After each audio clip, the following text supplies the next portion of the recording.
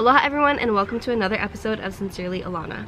On today's episode, we're going to be talking about human trafficking, sexual assault, rape culture, and a couple other terms, but more importantly, how normalizing conversations about sex and sex education can play a role in helping to prevent these issues. Before we get too far ahead, I would just like to address how uncomfortable these conversations are. But that's the point. This is the point of Sincerely Alana, is normalizing and getting comfortable with talking about the uncomfortable so we can prevent them from happening. When it comes to sex, rape, sexual assault, human trafficking, all these really just disgusting and really heavy things, they're not easy to talk about. And when you start to do your own research and you see the statistics and how often it happens, and you really start looking into what actually happens and how the process of doing these things to people and to children are, it's heartbreaking. I know for myself personally, I know this is also true for a lot of people, you kind of see the world differently, and the world suddenly becomes a more dangerous place. It's something that's really unfortunate, but it's what we need to be talking about in order to protect ourselves, to protect our children, to prevent this from happening further. So the first thing that I want to talk about today is human trafficking, child sex trafficking. And the reason being is because, I don't know if this is just me, but since COVID has happened, I've seen so many more conspiracy theories and so many more stories coming out about human trafficking and child trafficking. The most recent, I know this conspiracy happened while we were in quarantine, and that's the Wayfair issue. But also theories like Pizzagate have been talked about more often, as well as the release of the Jeffrey Epstein documentary on Netflix. And so all these theories and all this new evidence and all these documentaries that are coming out are just shedding light onto what's been happening for quite a long time now, and that is the issue of human trafficking. What this is basically capturing a person and selling them to people. All these conspiracies are basically talking about how the elite have networks of human traffickers, and that's another way that they're making money. That's another way that they're satisfying their sexual urges, their sexual desires, whatever. At the end of the day, it's sick, it's disgusting. I don't know in what universe it's okay or why this even became a thing. Like, what caught me off guard when doing research was that more than half of human trafficking occurs in industrialized countries, including the United States. Why? I'm not quite sure, other than maybe capitalism. But there are believed to be about 100,000 known cases of children being trafficked every single year. Some anti-trafficking organizations to pay attention to and to be supporting when you can is Humans Against Trafficking, as well as Thorn. Now, for those of you who are fans of that 70s show or Ashton Kutcher in general, you'll know that Ashton Kutcher has put his whole career on hold to play his part in stopping child trafficking. So he started an organization called Thorn, and I know they also give a lot of resources on how to be safe on the internet. Now, this goes into ways on how to prevent trafficking. Some of the issues that people say lead to trafficking and play a role in trafficking includes child pornography. 110%. I have no doubt about this. Some people like to argue that pornography in general hurts this significantly, and some people are trying to suggest an alternative where instead of public pornography, try to privatize the porn industry. An example of this would be like OnlyFans. I think that is a great idea, especially the whole privatization of porn, so that way the person who's in the film is actually giving full consent, and there's not this drive or motive to be picking people off the streets and putting them into porn, or not having their consent and still being paid for putting pornography out there. I think that is a whole other discussion that really needs to have more research and be delved into. But some other things to really be cautious about when it comes to the safety of your children, as well as just people in general who might be at risk of being trafficked, which is honestly anybody. But it's being aware of what's on cyberspace, what's on the internet, how your settings are set up to maximize your privacy, the key things to look out for, links, phishing links. I don't know how many of you are familiar with the term phishing, but there are, say you'll get an email and it'll say click this link. It could be a trap, it could be somebody who's trying to hack your information, get into your computer, figure out your location. So just becoming aware of safety precautions to take when using the internet and being involved in cyberspace. Some other things to be aware of, especially if you are out and going shopping, if you are with any children, or if you're just out in public in general. Traffickers have been putting things on people's cars. They'll write something on the back of the windshield. They've put in zip ties around car mirrors. And if you see any of that happen, please first don't stop, don't try to take it off. That's sometimes a ploy, so that way when you're distracted taking it off, they'll come behind you and take your kid. So the first thing you do is get in your car, lock the doors, and I would suggest driving away and then calling the police. Take a picture once you know you're in a safe place of what is on the car, and note where you were. Call the store, let the store know that there might be somebody in the store or in the area that is danger. Another thing to do, and I think this is just something to say in general, but just be aware of your surroundings. When you're in a store, make sure your kid is close to you. Make sure if you are with somebody that you guys have a good buddy system. Just be aware of your surroundings and any suspicious activity that might be happening around you. The next thing that I want to talk about is rape culture. So rape culture is a sociological concept for a setting in which rape is pretty pervasive, but also normalized due to society's reaction and societal attitudes about gender and sexuality. Some of the behaviors that are common in rape culture are slut shaming, victim blaming, gaslighting, sexual harassment, sexual assault, trivializing rape, inappropriate comments in the workplace, in school, the denial of the commonality of how prevalent rape is, as well as the damage it does to the victims. So the United States definitely is guilty of rape culture. If you look at the way we treat victims when they murder their rapist, the way that we treat pedophiles and we let them go back into the world with a slap on the wrist in a lot of cases, the way that we tell girls to watch what they wear, but it's not as common to tell boys to control their emotions and their urges. The United States has this language that's built into the way we talk to boys versus how we talk to girls. And a lot of the times we put more pressure on the girls to watch what they wear, watch what they say, watch how they behave, rather than the boys to control their emotions. So things like this is what constitutes rape culture. For those of you who don't know what gaslighting is a form of psychological manipulation in which a person will make somebody else second guess themselves or will not believe them when they say something has happened. So what are all these things? I know I'm kind of going all over these things pretty quickly. If I really could dedicate a whole season to these concepts of rape, sexual assault, sexual harassment, how to behave appropriately in the workplace, child trafficking versus adult human trafficking, child pornography. I could, there could be an episode for each one of these concepts.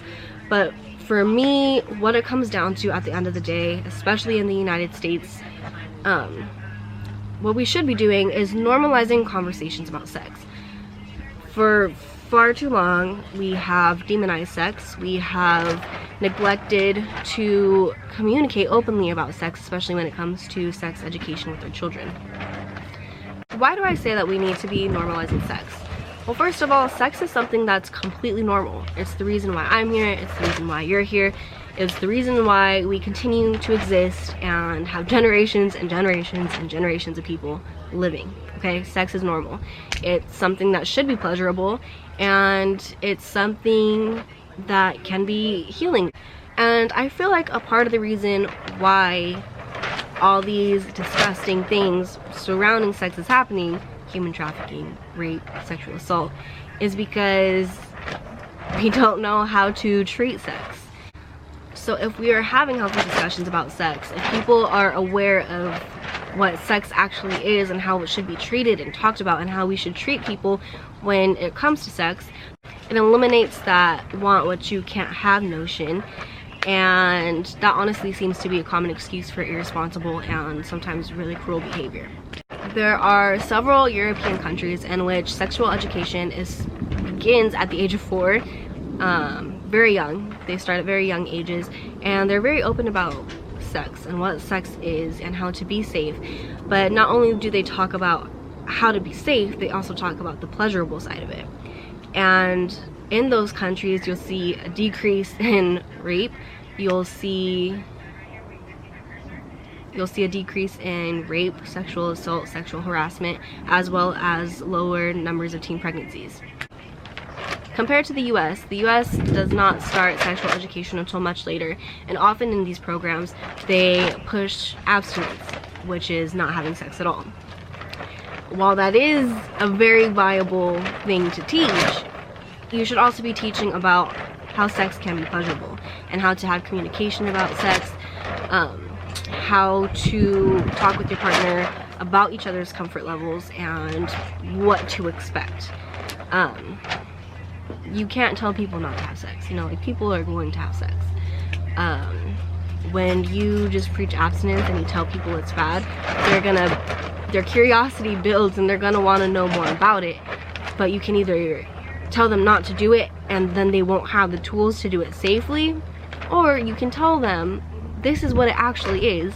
Yes, it can be awkward, yes, it can be uncomfortable, but that's why you need to have conversations, and here are the tools to make sure not only are you practicing safe sex, but you're communicating with each other and respecting each other's bodies, respecting each other's decisions and emotions. Those are two very different conversations. And what's happening in our sex programs, and I can attest to this because I've been in multiple classes where this has been a thing, we're not given all the tools. We're given knowledge about STDs and STIs and all the diseases that can come with sex, and we're taught to use a condom or not to have sex at all.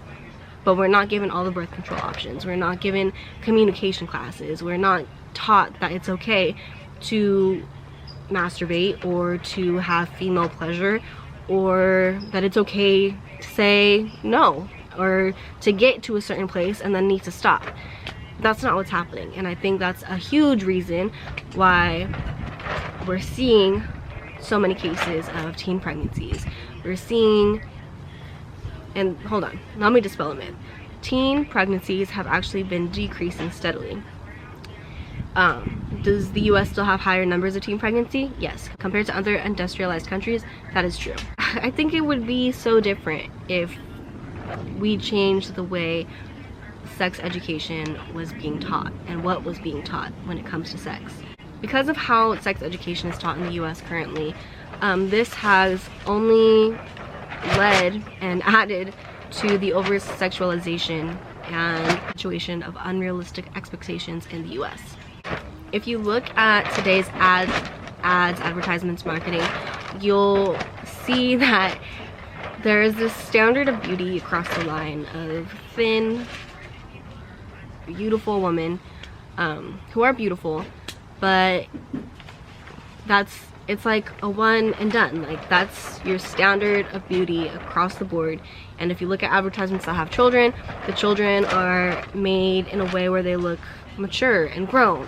And if you look at some advertisements of women, they're in a way where they look more innocent and younger.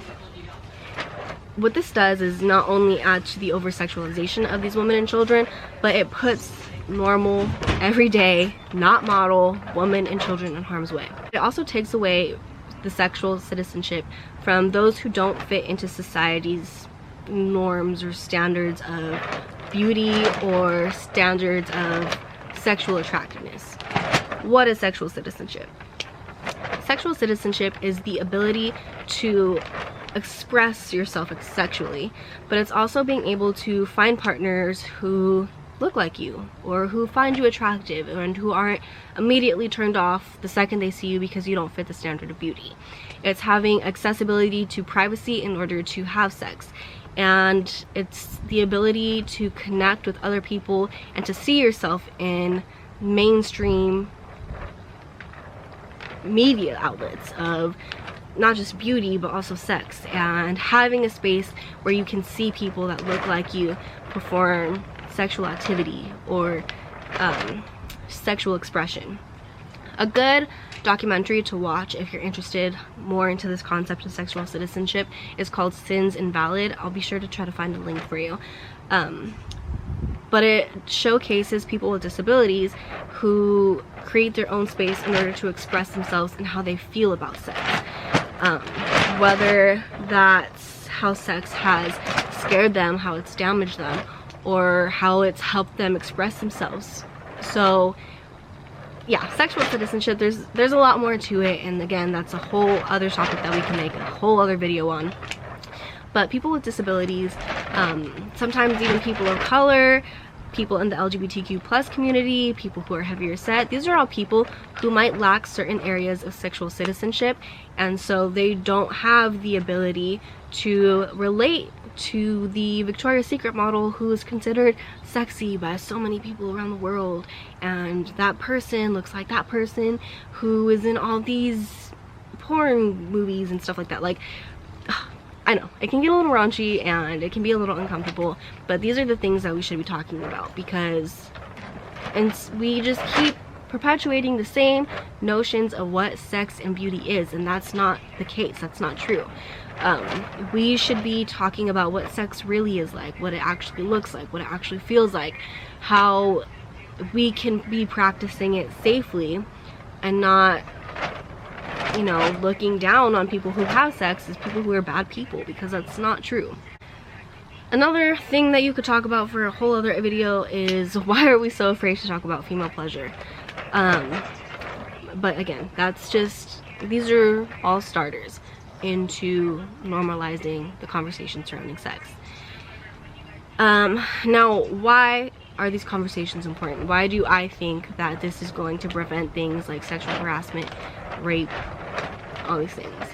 By no means do I think it's going to completely prevent it. I think, you know, rape has been along for probably since the beginning of time.